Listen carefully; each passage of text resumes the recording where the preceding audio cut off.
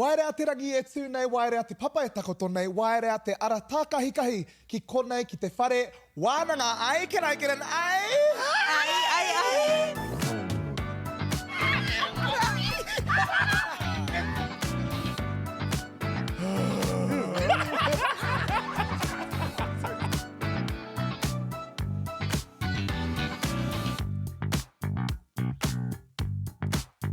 Ai, marika e te whānau ane, kua hoki mai mo te terenga tuarua ki konei matapakihi ai, ki konei arohaihai tia ai, ko ngā kaupapa, ko ngā kōrero, ko ngā pātai, ko ngā heaha ai. He ai ki a wai, he ai ki ngā kai kōrero o te taumata nei. Nā, ki tēnei koutou, he terenga hou, he taiwhanga hou, a kāti, he kai kōrero hou. Nā reira, kia tirohi ake ngā kai kōrero, ngā poupou o tō tātou whare wānanga nei, ka tahuri atu ki te tohunga nei, ki te tohunga heki, mā te tero tonu. Ara, kia tahu poa, kia te pēhea. Kia ora te whānau, ko tahu ala sa hau. He kia ora kino te awa o mana, Ngāti Puki ngā hār, tohunga ai. Oh, tohunga ai. Oh, I like that little subtitle there. Tēnā koe te tohunga ai, ana, koe e hine.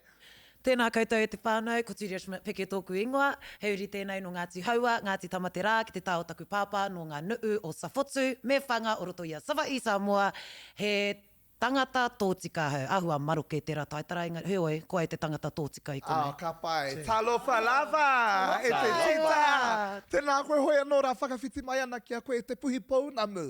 Tēnā koe whakamohi atu ki te iwi ko wai koe. Tēnā rā tātou, ko te tuhi whakaura o te rangi walasi hakara tēnei, kōku taira ka tau atu ki te taitokerau, te taira whiti te arawa oti atu ki roto o Ngāti Tūwharetoa. Kua te lesbian o tēnei. Te lesi. Mana re pia. He kai hine. Ka pai. Hoi anō rā, ko tāua pē whakatōtika ana i te hunga tōtika nei. Ana, he kai pahu noi ho mātou, hoi anō rā i te iwi, kia tahuria ki tātou, ki te tohunga, ki te mātanga, kei te Koru Lounge, he's in a VIP area a te one, kai hea rā koe? Morena e te iwi, tēnā tātou. Ko te One Matthews tōku ingoa, ki te Tāotaku Pāpā no Maniapoto Hau, ko Ngāti Kanoa te Hapu, ki te Tāotaku Māma no Rāhui Pōkeka, ko Ngāti Whawhākia te Hapu, mauri ora tātou. Ka pai te one. Hoi anō, arā te taitara e mea ana. I am ready. Koe nā te tāhuhu o tō tātou whare wānanga i te rānei. Nā reira, ko ngā ona, ko ngā ina me ngā ana o tēnei mahi te mahi ai. Prep. How do you prep yourself? During. What are you doing when you're doing it? And post. Hea hoki ngā mahi whai muri mai i te mahi. Nā reira, kei te rite rānei koutou, are you all ready for a good wānanga? Aye. First whakaro that comes to your head, tahu boy, on this kaupapa kōrero and our first wānanga kōrero. Wow, he mea nui te whare wānanga ai ki au. So, nā, he mea whakahihiko i te wairua, whakareka tonu I moku kare aroto, me ki. Ka pai. Now, what we're wanting to break down in this session is how we're warming up each other. The experience, ngā mahi o tēnei mea te ai, ana ko te whakamahana I tō hoa ai, o hoa ai rānei, ko te mahi tonu. Ka pēhea hoki tā koutou, kawe I a koutou anō, I a koutou e mahi ana. I te mahi. Hoi anō rā ko ngā mahi whai muri mai. Ienei mahi. How do you cool down? How do you clean up? Do you even clean up or do you just let him or her go? Ka o whakaro e tuhi e? Kao me mā. Me mā koe arohatu heoi. He hirire kei reira whānau, whakamahia. Ai. Kia nei, ka kaha aro te tangata ki te tara o u. Heoi, kia reira tō tinana katoa. Kauewe wareware o keke. Kia reira te hunga e ratana, e hara au te hunga e ratana, tēnā kua whakapai a koe anō. I mua I tau uru mai ki tōku whare. Ka pera hoki au. Ka hoki atu arohia tōku tinana. Ko te mana ko ka arohia kōrua tahi. Heoi, ko tāku, hirere, hopi. Pehea koe e tū, I can see E rere ana ngā whakaro I tohi, ne ngaro tēnā whakapuaki atu ki te iwi. I te timatanga o enei kōrero, i hoki aku mahara, Oh, yes. I tētahi pō i te taone, ne, ka haere atu ki tētahi kāinga o tētahi tāne, me taku, e wāte ana te whare paku? Ai, e wāte ana, ka pai, e harana aku te whare. No reira, ka kuhu atu au ki te whare horoira, ki te whare paku, ka tiki o tētahi muku, ara, ngā keke, tō tara, ngā waiwai, e tai wā tō nono. Te pūpā. I te krapu au, e kanikani ana, e heke ana ngā tōta, no reira, e tika ana kia muku a tērā tōta I mua I tō whakaheke wera, mo tētai atu take. Kai te rere noa ngā wai o te tinana, ne? Nā reira, kia tūhono koe ki tētahi atu, kua hanumi o kōrua wai, tinana, a hoi anora I konei me mea atu I te hiranga o tēnei mea te prahe niho. Kau anoa e aro ki te hopi. Ai, ko te hopi te krapu ne. Engari prahe koa, ko ngā niho. Me te arero. Oh, There are tongue scrapers now I te whānau tāne mā tēnā toro atu. Hoko nā atu. Tēnā toro atu. Tongue scrape. Ka kite, ka area anō koe kia prahi tō arero I te mea e mau ana ngā tai o ngā inu waipiro I tō arero. Me nā he whero te arero, ka area anō ia kia prahi. No, pai noa mo tētahi atu ngutu pēā te rārero, kaua ko enei ngutu. Arero, whero, arero mā ko te mea nui me tino kounga, te neke. Arero pauna mu. Hoi anō ko te kai whakaawe, ko te kai whakamahana I a tātou. Ara, ko ai atu, ko te tohunga o enei mahi. Kei te Koru Lounge ke a Teone. Teone, you got our game today. Okay, and our game today is overrated or underrated. Okay. He paku whakamārama. I'm going to read a statement or a line, and all you need to do is put up if it's underrated or overrated. Ka pai. Tēnā karawhiua mai, Teone. Okay, first one. Using sex toys. Yeah.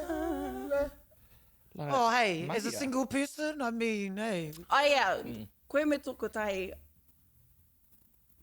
I think wahine have it so much better. Yes. And I think ka tika rā hoki, because there's he nui tonu ngā tāne, kai ponu. Well, yeah, and we do everything, you know, whakawhānau pipi, e tika ana me pērā. And I think whānau, can we just get a close-up over here to my little tara friend? See, that's what would happen with the sand on the beach, ne? Kei reira ngā olepu, Yeah. whakahoha I tō Close up on pāte, that, ne? There, bring it in, Montel. Oh my gosh. Yeah, That is a you wahine don't want any Pākehā sand one. up there. You don't know that tara. If I had Wahine one of Pākehā. these, I would not put sand up there. Look at that It friendly might be little like a bit tara. of a scrub. Bit of a skin scrub. Bit of a Hoi anō. clean- e kakau. Te ingoa o tēnei. Oh, This should be called You know te what? waharoa. Te Ki te waharo o ao, te ki whare te wānanga ao. ai. Anyways, we're Okay. digressing. Hoki ana ki a koe Yeah, te that's one. Okay. Sex in the shower. Yeah. Oh my God. Tēnā pē mama. I don't know, hey. I don't know, know. eh. Kua rongoa I te nui o ngā tangata kua taka I roto I te whare, I te uwhiwhi nā tā rātou ngana. Oh, well, tērā pēr me heke ki ngā mea e wha. Girl, if you're gonna taka, make Hakakuri sure you i a koe taka anō. tāpui. Hakakuri i a koe anō. Kakuri, au. Haere mati muri. Yes, if you're gonna taka, make sure you taka tāpui. I think that showering is Double. one of my favorite experiences, especially mo te hunga taka tāpui, te mea, we don't have too natural liquids, true. you Yes. know. Ki te whakangāwari, te kuhunga mai, Yeah. He te mā, kua tira mā nei, ake. ai, nā reira, ngāwari ake, ka ngāwari te kuhu atu, te puta atu, te aha tira nei, and you just think about, like, you know, all the bodily juices. I'm a hygiene freak. I cannot. Yeah. With the Te it's tōta. like you're washing the same time, you know, post, because that's what we're talking about, right? How you're preparing yourself, how you're carrying yourself during it, and then the post. It's like Two birds, one stone. three birds, one stone. You know, you're having a horoa, you're having an eye, you're all having a cleanup. Yeah. It's the most. I think it's the most ideal. Not what for about our you, whānau. Tahi? You're the only one that came up with the underrated as well. Pai kia koe ngā mahi. Oh, Ai, yeah, oh, yeah. Wow. He loves all of them. Yeah, All shapes and forms. He's just like, wherever it is, underrated. Me oro. On the set, underrated. Well, pēr no tōku hanga whiroki nānei. Oh. Well, you know. Got a lot more heke accessibility, Yeah, eh? yeah. Can fit more in the shower kit. What about yoga? Okay, pātai whakamutunga. Ooh, role-playing. Ooh, I haven't done this, Cosplay, but role-playing. he kai whakario. I might want to ever do. Yeah. I absolutely love it. How tō momo, what kind of role play would you do? Like, you know, bit of a tākuta me te tai tūroro. I tai wā ko ngā mahi tinihanga. Oh. Yeah, te fake tinihanga. I was Oh, koe me tōtanga. Tō I can hope ki te Oh, so you're pāpara being kautai, disciplined. ka hara mai ia. She's like, I'm Sarah. Yeah. I'm like, kia ora hira. You like being disciplined there, tahi poi. Te whanga tōtika i ame, eh? Tō kino hoki. E piko. Kinaro, e heke. Bit of a dominatrix, eh? Wa me pono kua pērā hoki au i ētahi wā kua tū ai hei kai whakatōtika. E moki.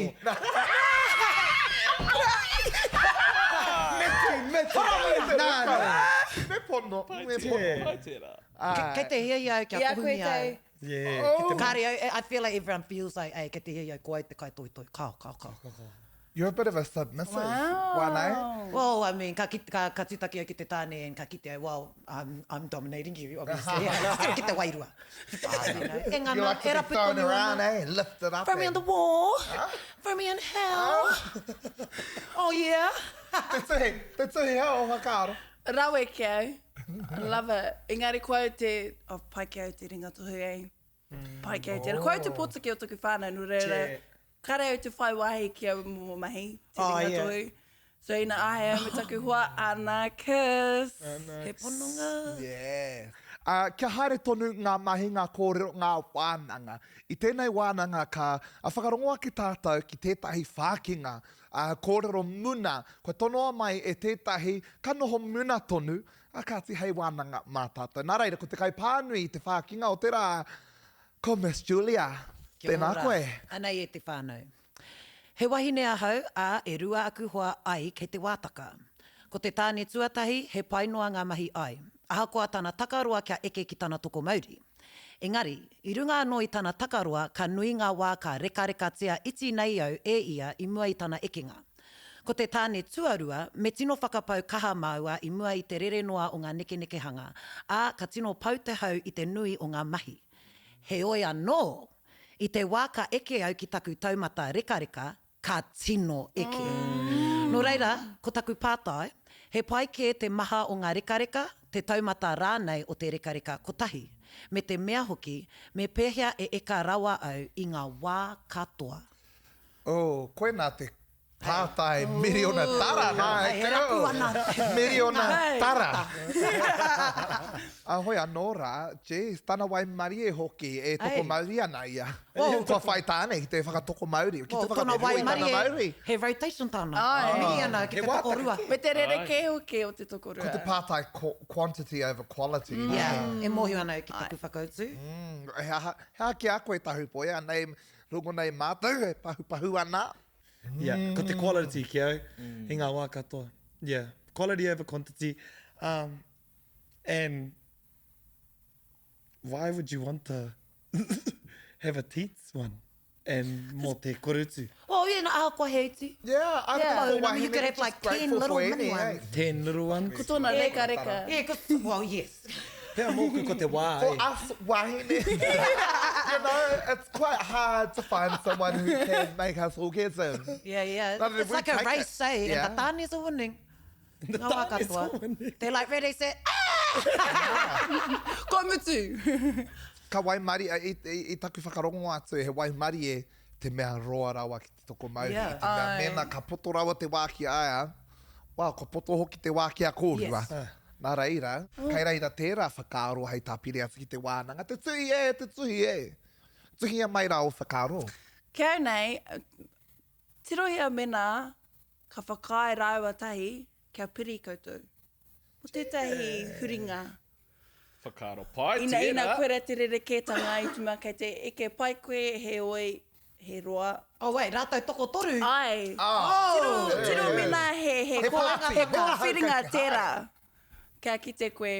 I tu atu tērā kia nei me whai te tāne tuarua. Ko te te nui o te whakamauri. Ko te painga o tōna eke ki tāu, ko te hi mai. He me ua ka kimi tērā i tēnei ao. Te eke pai rāno. Ko ngā reka i Wainganui e āhena i te ako, māue i ako ai. He oi, ai hari. Ina kāre āhena te whakapiri, tēnā ko whiri tangata tuarua. Tika tonu. Te one, o whakaaro, te kounga, te maha rānei o ngā toko Māori. I would be quality. I think because, and it's depending on the individual. If someone is ready for a quickie, you know, just wants to get it done, quick bang, shabam, pai tira, but mena, ki te perangi koe, tēnei mea, tōroa haere, ka pai tira hoki. But quality over quantity, and that normally covers a few things in the world. Ka tahi rā te take pai. Yeah. He raru pai tēnei. Hara i te mea he take nui, he raru rānei, ko tāna he aha te mea pai ke atu. O whiringa noi. Ko te toko maha, ko te kounga rānei o te toko Māori. Ki ai hau nei, whai a te tāne pūrotu. Whai rawa. Whai rawa. Māori. Hoi nei pūrotu i a kāti. Te toko Māori, te toko Māori. Tēnā, manawatia ngā Te toko mea whai Māori moni katoa. rānei. Ngari kai a koe, mo te wairua o te tangata. Kai a koe. He oi. Kai toko au i tērā. Hoi anō rā. Ina he pūrotu, he whai moni tokorua, whakapiri. E ne mea takaroa, wowza. Mare ki te mārena. Wai Māori. Yeah. Hariki Vegas. Whakaringi tia, tana ringa e hoa. Hoi anō rā i te whānau, koe nā ko o mātai whakaaro, a tēnā kia tahuria ki tātou, ki te whakarongo ki ngā whakaaro, a ngā rangatahi, anei.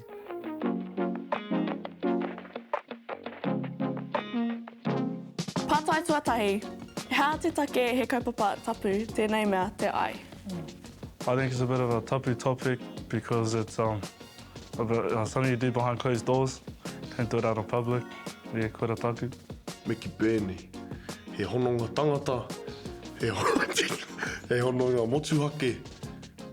Personally, I've always seen sex as a sensitive topic that like some people can get really embarrassed about. Tērā pēr mirionanga tangata, he polyamorous me ki. Pere mo te tiatia engari ai, he mea motuhake tēnā. And sometimes they don't feel that they have that safe space to talk about it freely and openly with with anyone, really. He raru ki a koe me he mea ka rere noa ngā kōrero ai i Wainganui i a koutou koto whānau. Ko hoa. E hara i te mea ka kōrero ai ki taku whānau. Engari, kia kuhua. Ka rere noa ngā kōrero mo te mahi ai. Ka rea i te rukau. Te kōrero māo e pāna ki tēnei ngā pō. Okay. I think with your friends, it's easy to like have those conversations because obviously like you're comfortable with them. You probably do like, you know, dumb stuff with them anyways. But for myself, no, I don't talk about it with my family because I think that's weird. With friends, I'm more open with it. Like, I think we have mutuality and the fact that we're at the same maturity level kind of thing.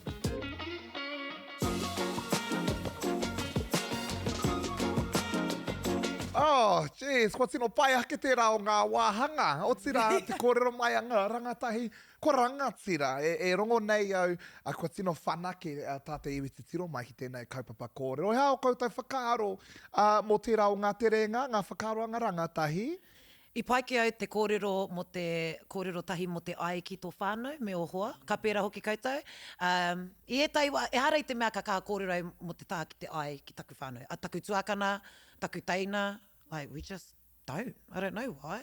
Aku hoa, yeah, you know, you do the funny ones like, oi, mohi koe tērā tangata. Ai, he nui. You know, e rā momo. He mea waihanga tērā. He kōrero whehako ke tērā mea. Tau boy, hea o whakaaro?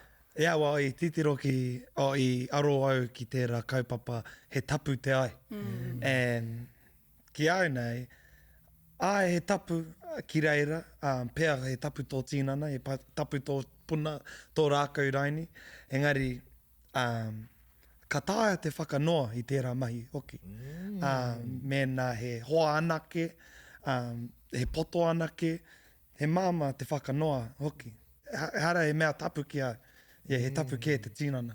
A kāti te tuhi, ko tauira ngā kai kōrero, tēnā hao tāpiri hanga ki te wānanga nei. Tuatai paita koutou reo. Tēnā koutou. Keu nei he tapu te mahinga, a ko tō tinana, koe nei te ao matua, kua puawai mai. Heoi kiau nei, aha kua tōna tapu kia kaua i wehi nā me pēnei ki koe, me pērā koe. Kai reira te hunga ka tatari kia mārena rātou, mōhio ai ki te tokomaha. Rawe tērā, te tapu hoki o tō ira o te tuahotanga ai. Heoi kiau nei, aha kua ko koe te hunga e rata ana ki te ai, e hara i tu mea kare i a koe he tapu. Tērā pēherere kē tō tapu ki te hunga kai te tatari. Koera noa o te ai. Nā te one, hā ngā kōrero a ngā mātanga mō tēnei kaupapa kōrero? No, tēnā pai. With our rangatei, especially these days, there are rangatahi o te naia nei. The rangatira o te naia nei, nā te mea e rongo rātou ki ngā āhuatanga o te ao. They like to move with times, and we're in that space now where it's very normal to talk about sex. If you know about it, if you're educated about it, you're on. And it's a bit of a thing now where those who a bit don't know much, our rangatahi are very much keen to tautoko them and guiding them and teaching them. And in our whare, he kaupapa kōrero tēnei ngā wā katoa. Cool. Me taku tautoko, ki au nei kei te āhua o te pakeke a te tangata, me kaua pēr tātou e kōrero pēnei ki ngā taitamariki, i tia ki te kautai nā reira, e whakapono ana me noho tapu, etahi o ngā kōrero ki ngā tamariki, kia pakeke haere rātou, kia tipu haere o rātou tinana me te hiahia kia whai mōhio ranga, mō tērā atu āhuaranga a kene kua nā te wā tika, engari, kāre rawa e kōrero ai ki oku mātua. O tira ki oku whanaunga ko aku hoa kōrero, aku hoa wānanga ko aku hoa. Ana ko te kōrero, ko te ata whakawhāriki ngā whakaro pēnei, i whakakaha i mai ake ai au. I roto i tēnei au. Heoi anō rā, enei kōrero enei, kia tahuri ake tātou, ki te manuhiri o te rā, me te mōhio anō, nā te wahine nei, tētahi o ngā taonga, ngā taonga whakaore-ore, ai te tara. I rongo nui ai ia, ana ko te horapatanga o tana taonga, o tēnei taonga tonu, I rongo nui ai tana eke ki roto i tēnei au, a kāti ko tae mai tēnei o ngā wahine rangatira nei, ara ko Viv Conway e te whānau. Tēnā, kia tahuria ki tātou, ki tō tātou manuhiri, we are going to be crossing over to a kaupapa called Girls Get Off. Viv, tell us, where are you coming live from? I'm coming to you live from Sydney today, which I'm very excited about. How are you guys? Sydney, kei te pai, kei te orawa atu. Tēnā koe, Viv. Well, we'll go whakawhiti te kōrero ki a koe and get a quick call ai koe. So who are you, Viv, and what is Girls Get Off? Of course. So I'm co-founder of Girls Get Off. My business partner is actually in Rotorua. She's still in New Zealand. We started Girls Get Off back in 2021 because we wanted buying sex toys for women to become a simple, fun, positive buying experience. We felt that before we launched into the market, buying sex toys was something that felt a little bit seedy, a little bit weird and gross. You had to either go down to the sex shop down the road. The one down the road from us had you walked straight into a sex swing, which all very well and good, but a little bit intense if you're new to the area of sex toys, or you had to go online where you're overwhelmed with choice. So we set out to create something that was really simple, fun, positive, and made sex toys as normal as skincare so that everyone could just explore themselves a little bit more and then share that with others. What kind of different products do you have? Like you said, it's like skincare. So, you know, like what's your toner? What's your moisturizers? What's your hyaluronic acid? Like what's the variety of products you have? And do they enhance the sexual experience? You know, how do they do that? Do you guys have a range of them? I mean, I know you're starting off new. Yeah, so we've got a small range at the moment. And actually our best selling toys, for example, are often the external toys. So those that are as least intimidating as possible. We're talking little clit sucking toys, a wand-shaped vibrator that's, again, just for external use. They can be used with partners.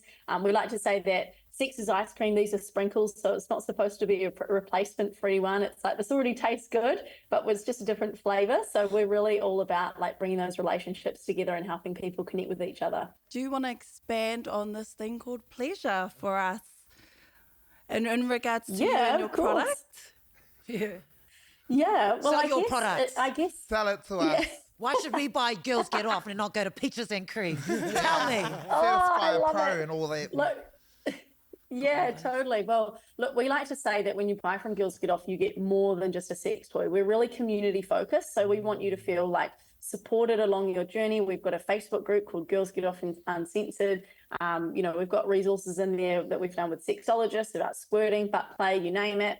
And we really want you to feel like if you've had those feelings of shame or taboo in the past, that actually if we unpack those and go, oh, actually, there's nothing bad ever comes from talking about pleasure, then let's like encourage you to do that, learn more about yourself. And so I guess where the products come into that is they allow you to do that, and they do it in a really non-intimidating way because we make sure the designs are nice and cute, wouldn't look out of place on your bedside table. And then from there, you can just unlock your pleasure and share that with whoever you choose. I love that. Ahoy, anora, e tino mihi ana kia koe, Viv. Thank you so much for sharing more about your kaupapa. Don't mind me and my current little, I don't even know what this is called, but I'm just channeling in your Māori from Girls Get Off. Hoi anora, kua tae te wā kia haere tonu ngā mahi. Mō tēnei wā, Viv, nohora mai koe i roto i ngā haumarutanga. Thank you so much for joining our wānanga. Kia ora, thank you. Long live the Girls Getting Off. Yeah. All girls We're get all about off. toko Māori. We're all about toko girls should Māori. get I off. konei e te whānau, toko Māori, orgasm, or ejaculation. Ejaculating. Kei te ahua o tō wāhi tapu. Ai kā te whānau, kua ora te ngākau. I aia, i ana kōrero. Thoughts, feelings, reflections on our girl Viv? I'm ordering me some.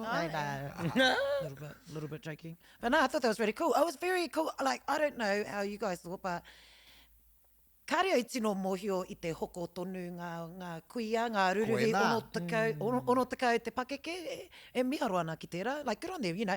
I think we all think, you know, ka tai koe ki te kaumātuatanga, you know, kua oti, kua mutu, kāre he take, hey. Yeah. I mean, Kua maro ke araro. I think we like to believe kore that, re. eh? Kāre au te he ia whakaaro mo neni me papa. O ko mate au ku. Kei te pai. Moi mai. O, I toa kaumātua tōku hanga. Pai, mena kore e take mō te ai, then take me. Take me that day. Ine nui te pō Yeah, I'm 40, bro. Koe a tōku. Paruha raro. Yeah. Yeah, Me haere te rao wā irua. Kai reira te ai. Kai reira te mahi a te ai. Hoi anō rā, enei, kōrero enei, ko te kaupapa o tō tātou wānanga I te rānei, ko te huarahi whakarite anō I te tinana. O tira tō huarahi kawe I a koe anō, he harai a ngā tikanga whakatika I a koe o tira I tō hoa, no kōrua ka arumia, tēnei mahi. Enei mahi rānei, ha ngā tikanga whakapaipai I te tinana I te tuhi. Ka tō aitia tawa kōrero hirere, ina kare a koe he te āhenga te hirere, tiki he pepa, you know. Wipes. Tebi, kei a koe tērā, he rehu. Rehu, tēnā koe kia rongo, te tangata he rehu. Hore o niho. Yes. Niho. The basics, eh? He ngaungau ina, you know, e hara ko taua wā. He ngaungau mo tō rongo āwaha I te mea he hau ngā tērā. You know what, I whakapono ana hau mō ngā wahine he tikanga whakapaiti nana tā tēnā. Ko ngā tāne te raru nui, nā reira tahu. Koro mai hao o tikanga whakapai I tō tinana. Herere ke Mana nānei. me aroha ke mātou kia Charlie. Ka whiro ki haere. Ko panoni. Herere ke nānei mai te tua o tanga. Nei, herere ke nānei, nā te mea ko mārena, ki tōku wahine, so rata pai au ki tōna paru, ki tōna hanga. I mārena kōrua. Whakaaro Māori. Te hanga, te momo o te relationship. Yeah, no. Hea te hono, ko tū hono māua, mo te wāroa, and Yeah. Karata ki te tōna kākara.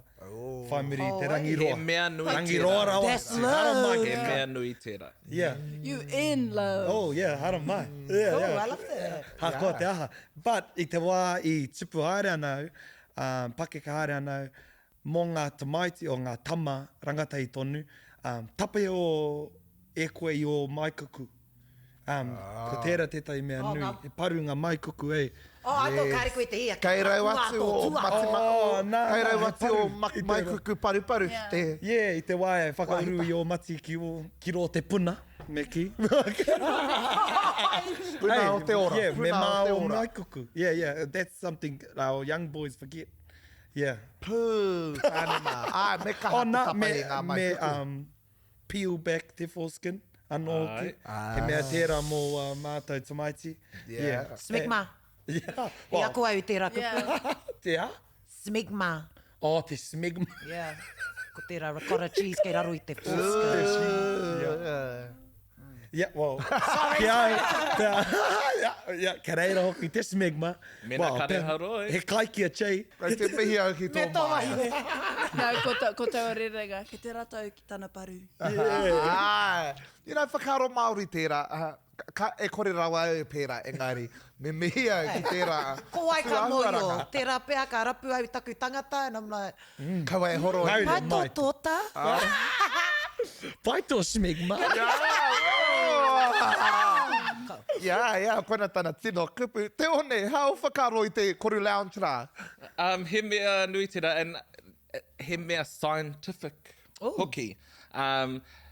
People are attracted to people's hormones in some way or form. So depending on your love or affection for someone else, all of that āhuatanga can overtake those normal senses that would normally put us off. So then the smell of your partner's feet, their armpits. So when we're hearing things about like putting on deodorant and things like that, sometimes for those who like and don't smell anything different, it's better that there's not, because you're not licking chemicals.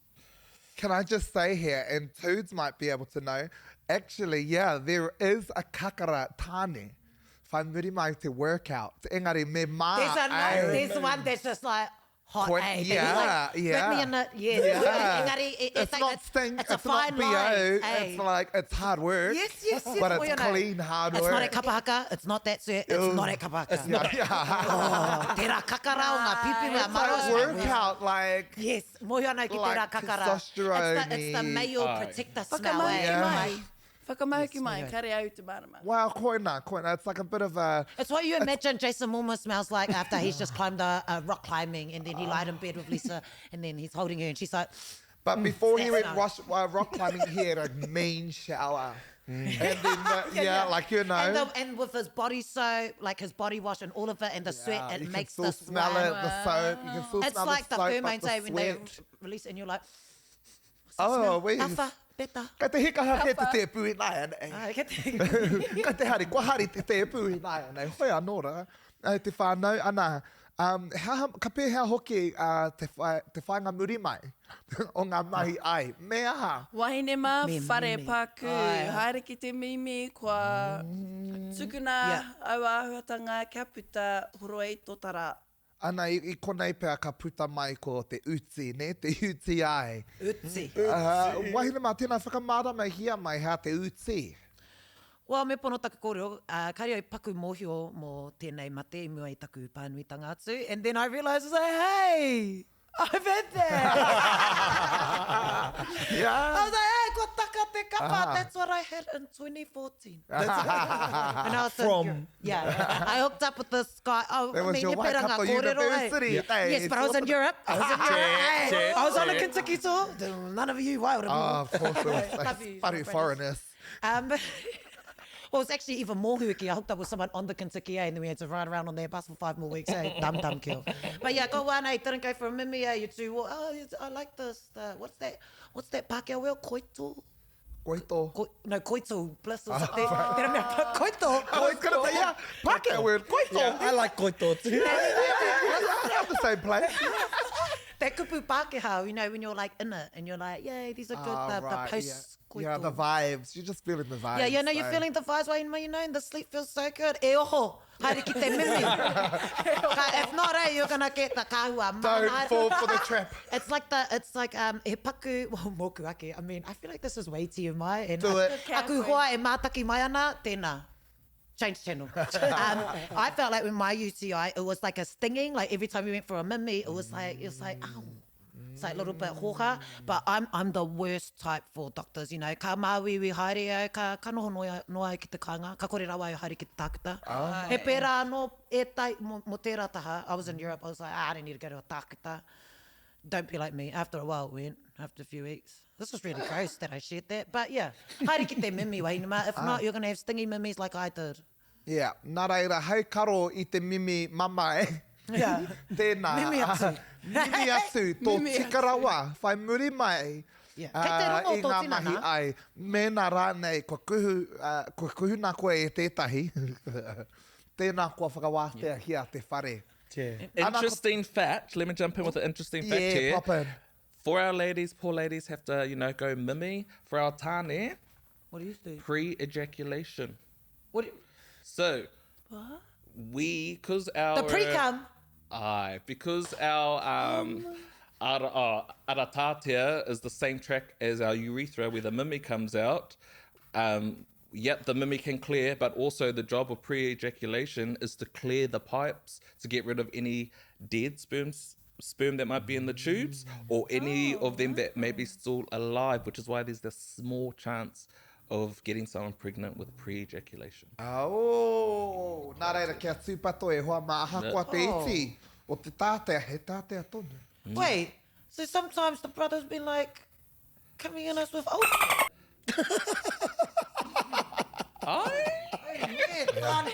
You think about that next time. I'm like, You think about that next time. Tērā whakaro tērā. Ana, he mea nui a te pupuri ki ngā tikanga tiaki te tinana. I mua o tira whaimuri hoki mai I ngā mahi. Kei te mihi a hau ki ngā whakaro kua tohaina mai mo te ata mōhio ki ngā tikanga tiaki I te tinana I roto I ēnei. Mahi ai, me taku tautoko atu, e te iwi aha koa tā koutou, a hia tā koutou e rata nei, tēnā kia haumaru te mahi, mahi paru, mahi pai, mahi a tāu I pai ai. Kāti, koe nā te hōtaka tuatahi o te terenga tuarua o te whare o wānanga ai, hoi anō rā hoki mai anō koutou, he wānanga anō, he kaupapa anō, mō tēnei wā, can I get it? Ai. Mauri o rei te iwi.